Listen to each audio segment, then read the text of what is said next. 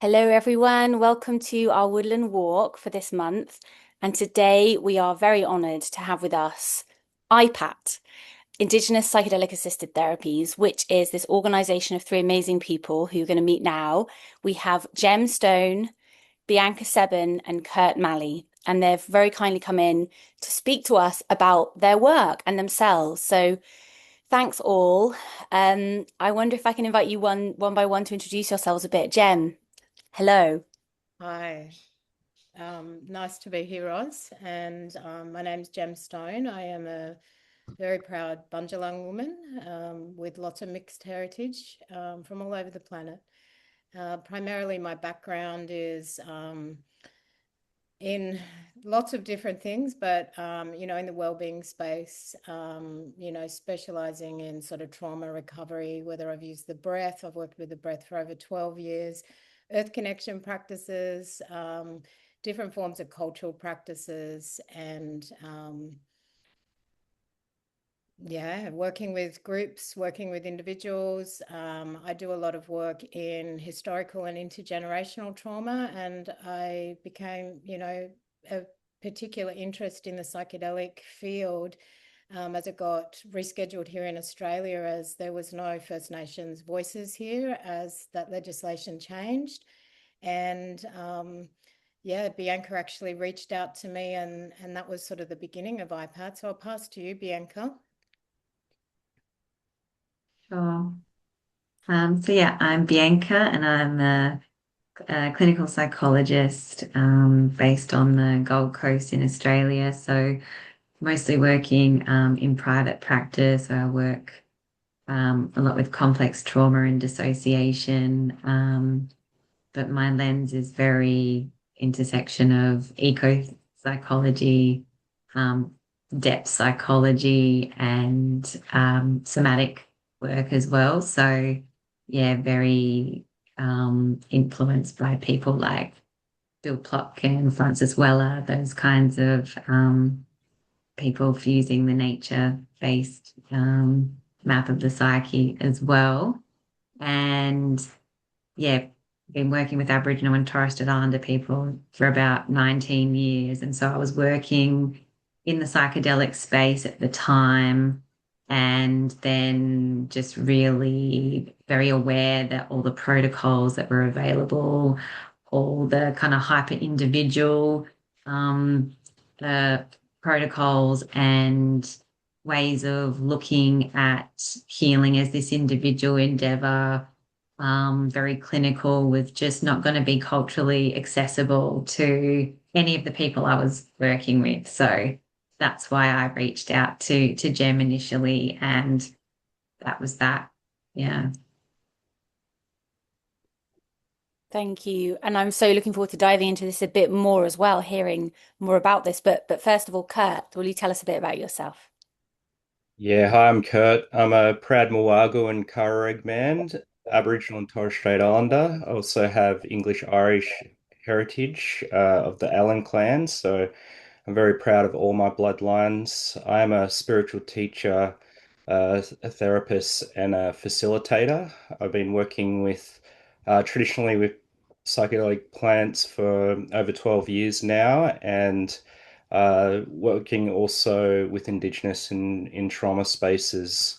Uh, Very passionate about the anatomy of consciousness and weaving that in with some of the other modalities I've been doing over the years, whether it is yoga, meditation, breath work, other types of yoga therapy, and spiritual counseling as well. And as Jem and Bianca mentioned, my ears kind of pricked up once Jem reached out about the concerns about the rescheduling of certain substances here in Australia, and there wasn't any indigenous voice or representation. So we did come together to have more of that voice and to raise certain concerns and aspects which weren't being highlighted in the space in regards to cultural awareness or competency, also acknowledging the traditions and some of the practices that have been happening for thousands of years. So although we don't speak for any other tribe or any other mob, we, have been a bit of a bridge to be able to do consultation with elders and people within the space to be able to communicate in ways that we are able to connect and have bringing more awareness into the space that maybe some other, I guess, people haven't really considered, which needs to really be at the forefront of doing this work. Thank you so much. And it strikes me that this work you're doing is of such huge importance. And I can't even imagine if this if this aspect of the work, the foundation of the work, it's not an aspect, it's the foundation. If this foundation of the work wasn't being remembered, respected, brought in, then it feels like completely tragic, but also that the psychedelic field is then absolutely doomed to repeat cycles of harm. And it feels quite moving to me that this is a small group of you carrying this absolutely huge, it's not just important, it is the foundation of all of the work. So yeah, I'd love to know a bit about kind of obviously, so you said, Bianca, that you were aware that there was this individualism of the models and this that it wasn't going to work. But kind of Yeah. before that, I Mm. think you mentioned, Kurt, about like practices that are thousands of years old. What would you say? And obviously, you can't speak for other tribes, other people, but and maybe the answer was different for each of you. What was your kind of awareness or understanding of the plant medicines within Aboriginal Torres Strait Islander culture, practice, before the kind of psychedelic trials started in the and Australia got this amazing first in the world permission to do it legally. Before all of that, what was the situation, would you say? Mm. Is anyone who wants to jump in there? Well, it was obviously a communal practice. Ritual and ceremony was fundamental and uh, totally opposite to what we're seeing in clinics, where it is very individualized. There is no acknowledgement of the sacredness of doing this work. So, although psychology is a big part of it, it goes a lot deeper when we are working more from a spiritual perspective and more of a holistic approach to look at every aspect from the individual to the family structure into community and culture. Mm. I might just add to that and just say, I think, a big part of, and Kurt touched on it, that one of the reasons that IPAT exists is because, we really want to advocate for Indigenous inclusion as therapists, but also for participants. And so part of our work is in training psychedelic therapists to work more safely with Aboriginal and Torres Strait Islander people.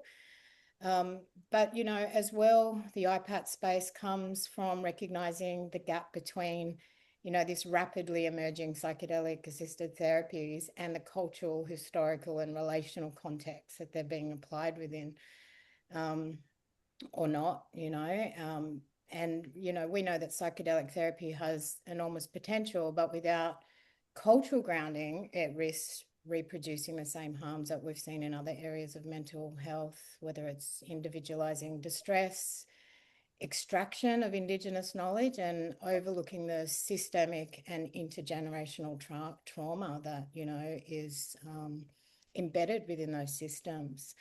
So, not only are we working towards a trauma-informed, culturally responsive approach that centers Indigenous ways of knowing, being, and doing and relating, particularly with social and emotional well-being frameworks, but also alongside contemporary therapeutic practice.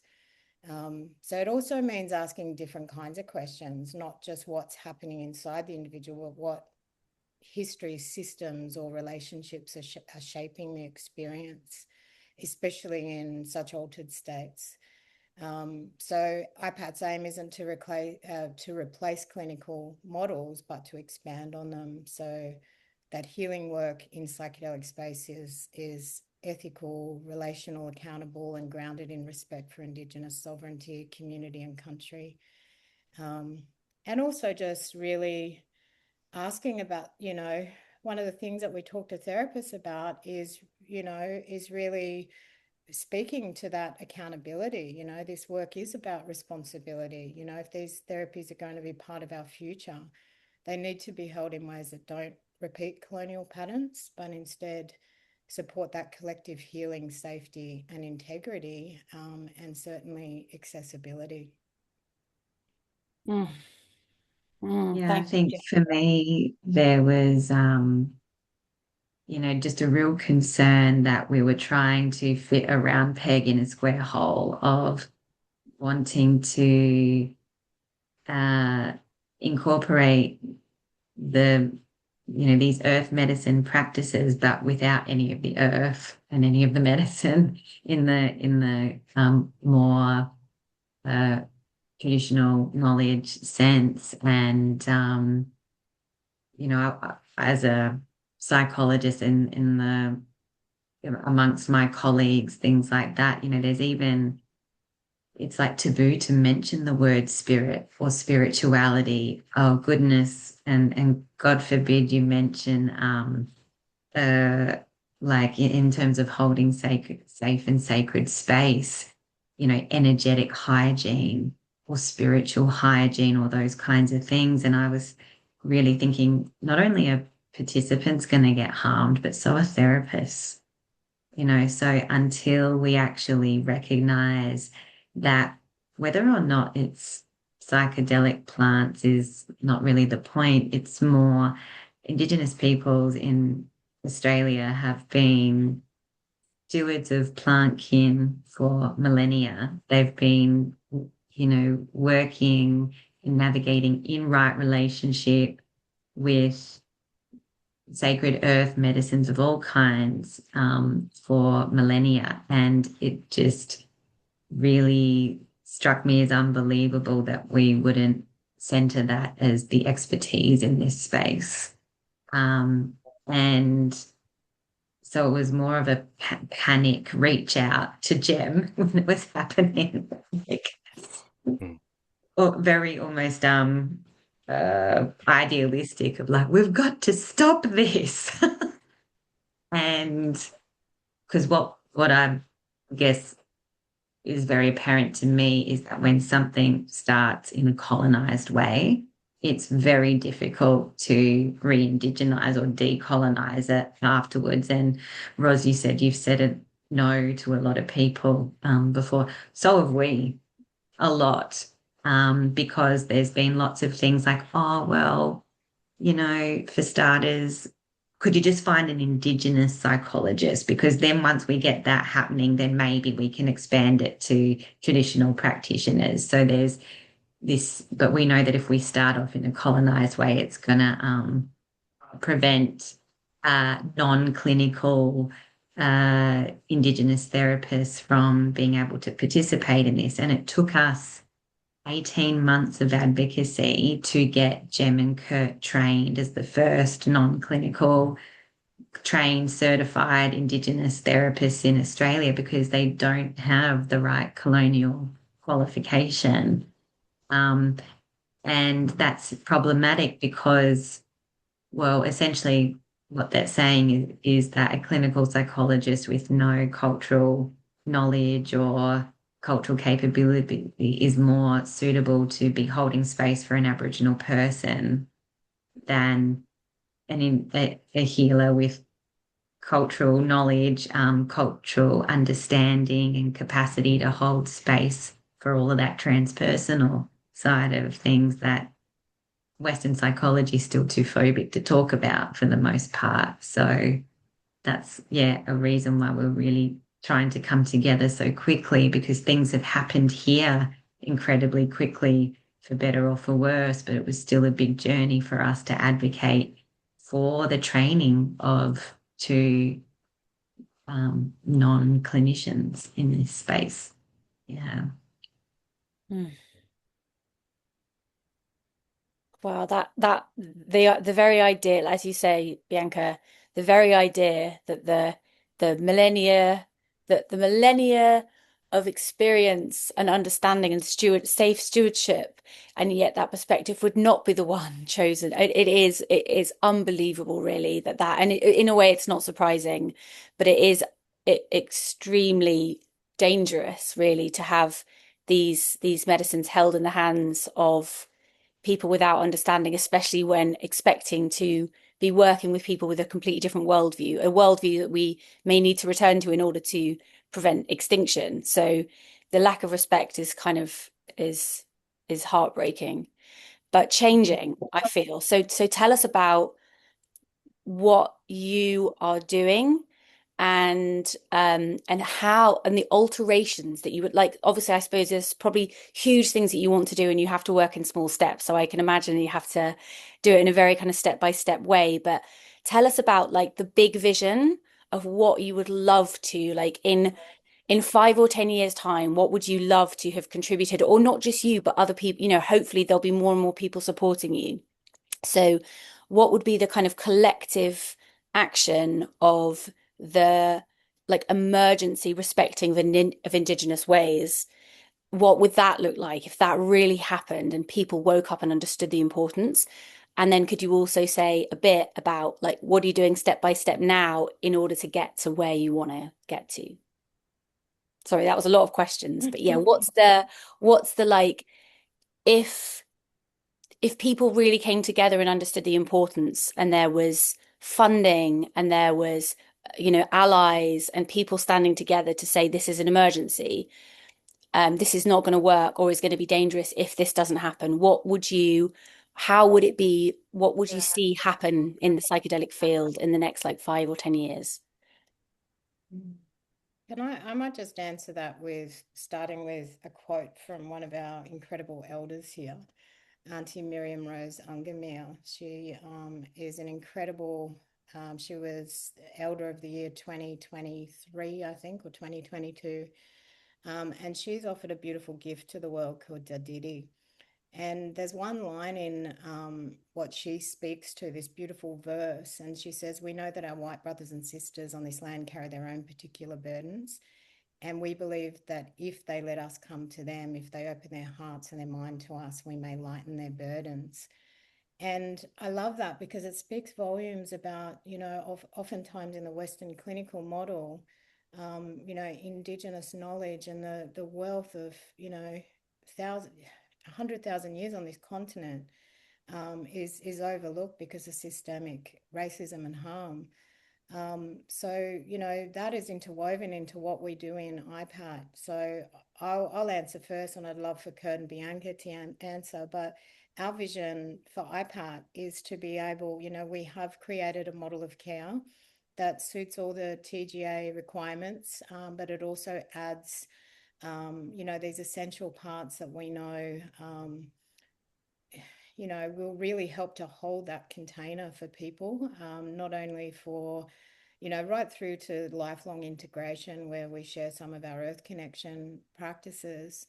So we're launching our own psychedelic-assisted therapy training this year. And it's not just for Indigenous people, although we do have goals, and our vision is to train up as many Aboriginal and Torres Strait Islander psychedelic therapists under our model that we can, in order to be able to hold the space for not just Indigenous participants, but for all participants, but also non-Indigenous people to do our training, because we're able to offer something that all the other training places aren't able to offer. And as Auntie Miriam says, for those that are able to come to us with open hearts and minds, we really do have something to offer. Wow, Do you want thank to you, answer Jem. that, Kurt? Could I quickly, just because I'm going to forget otherwise, just before we move over, just the training that you're talking about. So is this an in-person? Would people need to be in Australia for this training? Well, we're still sort of getting details down. I mean, there'll certainly be some in Australia, but we would love to share internationally. Kurt and I have been involved in cultural exchanges in other parts of the world, as well as international conferences. And we've had quite a fair few people interested in our model of care because obviously Australia being rescheduled sort of first in this way, a lot of eyes are on Australia. And so particularly Indigenous people have been looking towards how we're navigating this Western and Indigenous two-eyed seeing sort of way. So it really speaks to that. And, you know, we certainly would like to take this to support others in their own place-based knowledge and to be able to offer some of these frameworks and these ways of navigating. Thank you. But certainly in Australia as well. Thank you so much, Jem. Yeah, Kurt. Yeah, Jem touched on most points about, our vision and what's starting to unfold through the work that we're doing. And one thing in particular that is really a discerning factor that's different or stand out to other training platforms which are offering psychedelic assisted therapy is uh, the importance of not only a safe but a sacred space. And all we're doing is reminding people to remember who they are first and foremost. And we are on sacred land, and it doesn't matter what continent you're on, which country you're on, to first and foremost start there with the earth and really ground yourself and check in. And from there, then really starting to embody how science well, it is sacred as well. It's not just this analytical thing or theoretical thing that's you can understand a chemical compound or a chemical structure of a certain plant or substance, but it goes much deeper to really embody certain practices and knowing how to hold space in a different way. And it's not just holding someone's mind, for example, we're holding spirit and we're holding ourselves in that way that there's a constant clearing of that spiritual and energetic hygiene and really showing the importance of that. And we talk about in some of our trainings, you can never determine a safe space, only with who's in the space. And if safety's ever broken, we've got to continue to circle back and do what's necessary. And I know that certain clinicians that we have taken through certain processes, they had no real idea of what it was to really be connected to the sacredness of their own self, of their own culture and their own tradition, but then working in a space that they can work with other cultures and traditions, especially Aboriginal and Torres Strait Islander people. There's a whole different level and layer that when we're working with trauma and intergenerational trauma, but to understand this is happen across the globe, and it's even though some of these practices and processes that we do were developed by mob, as we call them, by mob or by Indigenous for Indigenous, it actually works for everyone. And it's these things that we're not taking anything away from what's already been laid out for us, but we're adding all these things, these missing pieces, which, as mentioned, is going to make it more holistic and working with anyone, anywhere, on the planet. I'm really struck by the generosity really of the generosity of what you're offering, the inclusion of it and the open-heartedness of it to be able to stand from a position of seeing the colonial harms and the repetition of those harms in the way the kind of field at large has been developing, and yet to offer this harmonious, generous and completely open offering. Yeah, it's beautiful. So how has the field supported you? Like how have you been, I can see from your website you have a published paper, you run consultancy. It feels like your offering is really strong and solid. So it feels like you've been you've been getting stronger. How have you been doing that? And also, I suppose this also goes on to how can we support you more? You know, are you getting the support you need from the organizations that should be supporting you? Or, you know, is that happening yet? Well, this is, I guess, part of what my hope for the future is as well, is one of our biggest challenges at the moment is doing this work or training in this work is currently like an optional add-on. So there's certainly some wonderful people here that really want to make this work available to Aboriginal and Torres Strait Islander people, or they have reverence and honour the traditional knowledge that this work is drawing upon. But the reality is right now, it's an optional add-on. And I would like to see this as fundamental components of every single training that exists, not just ours. And because it's an optional add-on, the reality is that it really hasn't been supported. It's been a real labour of love for us for the last 3 years. And I do want to acknowledge one of the chief investigator on a psilocybin trial that both Kurt and I worked on together, who, after seeing an IPAT webinar, was quite mortified to recognise that the trial wouldn't be accessible to Aboriginal and Torres Strait Islander people, and went and sought additional funding to go and employ Kurt as a therapist to work with me so that we could offer the treatment to an Aboriginal person. So right now, there hasn't been a lot of interest. Since we presented at the MAPS conference at Denver, that's starting to change a little bit. People are starting to reach out more, or as more people do our trainings and they get to feel it. That's the thing about our trainings. They're not theoretical. People get to come and feel it. And that's what lights the fire inside them to want to do this work in this way or live in this way.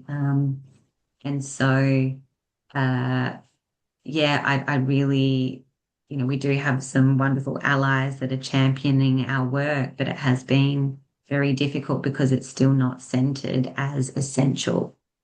It's as a, almost like an elective if you've got the interest kind of thing. Yeah. Yeah. Thank you, Really Bianca. representative of the wider, sort of Australian atmosphere in mental health treatment in general, seen as this niche sort of, Aboriginal experience or add-on or,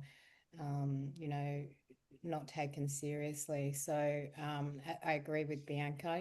We have continued to advocate through that adversity, and including Kurt and I sitting on committees as guidelines are being created to really advocate for, some sort of cultural competencies within Australia for therapists. Otherwise, it'll just be another area of mental health treatment that Aboriginal and Torres Strait Islander people may not be able to access or feel safe enough to access if the therapists aren't able to hold that space more safely. So that is the other part to what we've already been delivering for the last, I guess, 2.5, nearly 3 years, is this working more safely, like this trauma-informed care and practice for therapists who are already trained in PAT, and really for all primary and allied health workers, because there are those complexities that unless people are doing the work for themselves, they may really overlook that, and it just will not provide a safe experience for people. Even the difficulty we had getting our paper published, because it's very difficult to publish a paper when none of you are attached to a university or an organisation or have a colonial qualification. The little red asterisk just does not let you progress any further. So, and not to mention Kurt the and I couldn't have cost. published it ourselves. There's, Yeah, these are some of the structural yeah. harm and barriers that we're facing every single day. And what we consider evidence-based is actually just knowledge that we determine as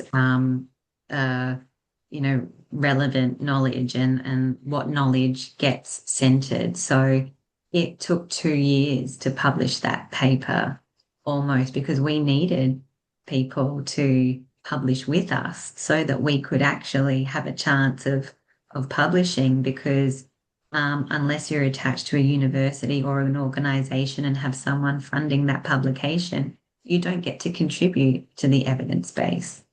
So that just really highlighted to us the type of knowledge systems that get prioritized and then get to form part of what then gets deemed as best practice. And how exclusive that is. So it's really lovely for us to have some friends around the globe that are doing this work in other contexts. We published a paper with Simon Raphael from Anaya Sciences, who's a good friend of ours and colleague and doing wonderful work in the Amazon. And so it's been, so supportive to have peers like that are also on the same path. But it really just highlighted to us how specific or the types of knowledge that get to be centered in this space and how what we're doing to try and bring that Indigenous perspective to the center is so important because it's just near impossible to form part of the evidence base.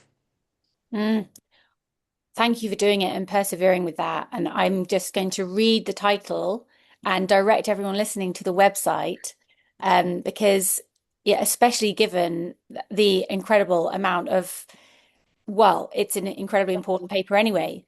Well, maybe one of you can read the title. I'm just looking for it now on the website and direct people towards it.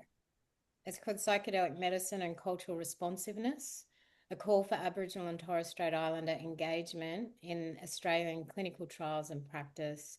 It's published Australian and New Zealand Journal, Public Health.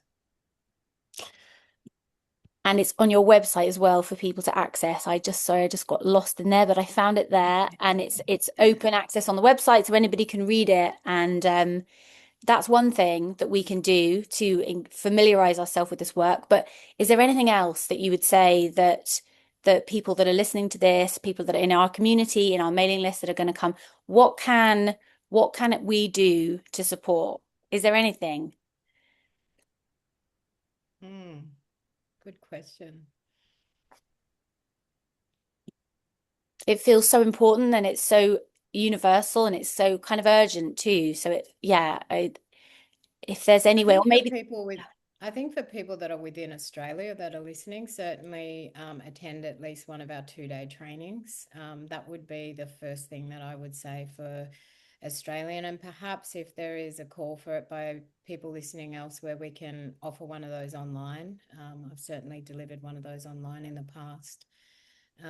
It is just essential knowledge. If we look at colonization in general and the ongoing impacts of that, it has happened worldwide. So, the work that we do in those trainings is integrative work. So it's really important that the therapists that we're training are looking at the way they're holding, that within themselves, able to be able to meet others where they're at as well. So that would be the first thing that I could say in order to support us, but certainly reach out to us. We consult, as you can see on our website, can do cultural supervision, and collaborate. We're a big advocate for collaborations. I think, no one, this is the beauty of the two-eyed seeing. None of us have all the answers. And I think if we build real relationships, and as Bianca mentioned a few, we've had people that have, really committed to being allies to us and built strong relationships over time. And we can see now as our work is starting to ripple out, we can see the orgs and the people that haven't bothered to make any relationships, and suddenly, they're wanting to sort of come closer, but a lot of the time it's extractive. It's still coming from that extractive way. So, all Indigenous ways are relational. So, you can reach out to us just with an email and introduce yourself. And, we're always happy for a yarn or, connection in some way. Thank you, Jem. And I love that. I love your example of allyship, Bianca, with your story of a clinical trial leader who heard you speak at a workshop and then went out and got the funding and employed Kurt, like concrete behavioral change. And if that here, whoever that person was, like, wow, I feel like we need to name check that person just for like props. But we don't know.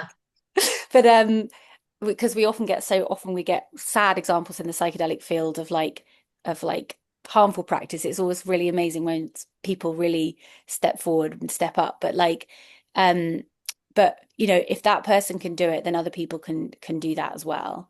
And yeah, and people can, I'm sure attending your workshops is really transformational. And you mentioned the upcoming training as well. So when will we hear more about that? Because I'm sure people in our community will be really, really interested in that psychedelic therapy training. People that haven't done a training yet, like the idea of doing it your way, um, or the older way, I think will really, really appeal to a lot of people. So when might we hear more about possibilities there, especially if there are international possibilities? Look, certainly we are, very, very close to being able to release some dates. It will start in 2026. We just don't know exactly when yet. But if people want to reach out and, express their interest, we can certainly keep them posted. And, once we have those dates finalized. I think the other thing is, when you say how can people help, support or engage, the other thing is, we can train a whole team. So if teams of therapists are about to start a clinical trial, I think, as Bianca said, a lot of people are seeing what we're doing as an add-on. But if they're about to put in a grant application, if they actually reach out and include in their original budget and grant applications for our work, we're able to come and embed that, those cultural competencies or training people or training, Aboriginal people to be therapists in their own work. I think, that is certainly something that, we hope that will become essential and people will see us not as this niche or something, tick boxing. It's something that they will see as great value. Mm. We'd also love to do a trial based on the model that we've developed as well. We've got our own protocol, and one thing particularly here in Australia, at least, I think there's a lot of fear from therapists to do things in a group-based model.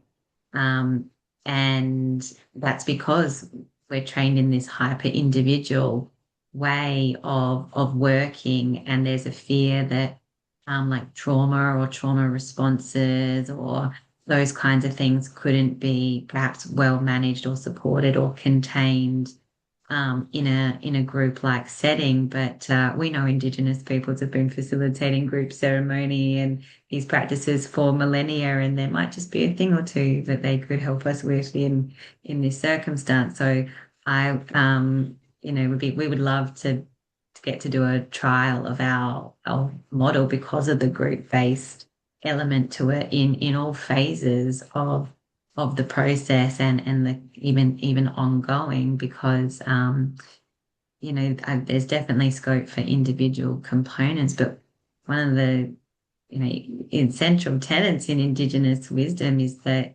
healing happens in community. It's a collective process. It's not an individual endeavor, and it kind of breaks my heart a bit in Australia at the moment that we're still not quite there to be offering that. But I think it's just a lot of fear around being able to hold that space and hold that container. So to be able to do a trial with our model to show that that's possible would be amazing as well.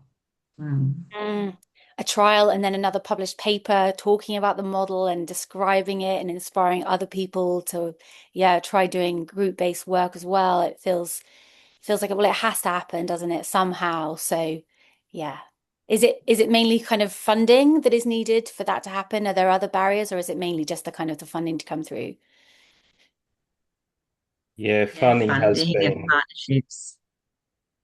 funding has been an issue. As Bianca said before, it has been a labor of love. We have been running on fumes, but getting by, and we are actually changing our business structure. So we are a non-for-profit charity that is going to open up a lot of channels so we can fund certain things like trials and treatment and make it more accessible. Brilliant. Well, I hope that shift brings in all of the resources that are needed to really bring the life back to everything that you're representing and holding.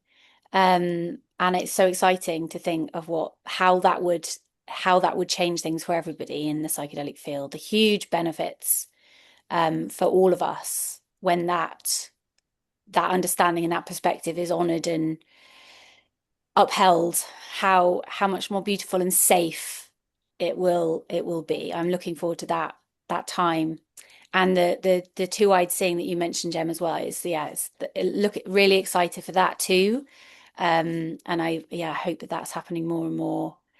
So yeah, thank you all so much. I'm so looking forward to our Q&A where we'll have our community members asking you questions, more specific questions. And yeah, let's see how our communities can collaborate in the future. And I'm already thinking, oh, workshops. If you offer workshops, like, well, yeah, it'd be lovely to talk in future about something. Yeah. Thank you so much for having us, Ross. And yeah, Yeah, thank you, absolutely. Rose.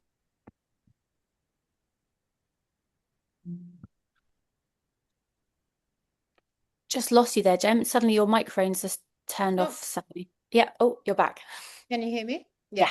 So I think just people reaching out, with their ideas and, we can certainly discuss, whichever capacity that they're thinking about, you know, wanting to learn more in this space, but certainly building relationships because that's, we talked about our values before we press record and, we are really, they're so important to us. So yeah, relationships are everything. And maybe just we can end on those 5 values because they're so aligned with our community as well. Would you say the values for us, Jem, just so as something to leave listeners with? Sure. So community, obviously that is central to the work that we do. Connection, really all healing is, around connection and reconnecting. Integrity is a big one.